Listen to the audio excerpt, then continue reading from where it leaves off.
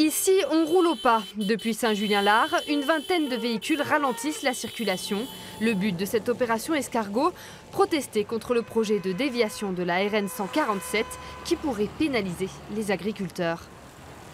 Ça va couper les exploitations en deux et puis ça coupera complètement les champs en biais, donc ça rendra pas utilisable facilement le restant des champs. Il y a des contraintes supplémentaires pour les agriculteurs qui sont déjà avec des conditions de travail pas toujours marrantes. Donc voilà, donc là, plutôt que d'aider une profession en plus qui est en difficulté, on la pénalise en plus. Ce projet, débattu depuis près de 20 ans, servirait à désengorger la nationale où 18 000 véhicules circulent quotidiennement. Le tracé nord, en rose sur la carte, pose problème aux riverains des communes alentours.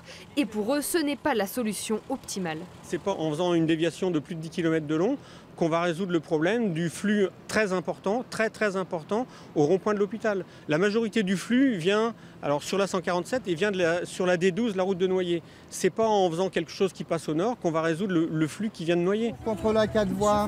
Quant au reste de la population, les avis sont mitigés. Eh oui. Vous êtes pour, madame? Parce que j'aurais moins de voitures devant chez moi, parce qu'elle va passer avant. Chez nous, ça va en fait mettre une nouvelle 2 fois 2 voies à côté de chez nous. Donc moi, personnellement, je suis contre. Une enquête publique est prévue en 2020 pour choisir entre les différents scénarios. Si celui-ci est adopté, il coûtera au minimum 155 millions d'euros.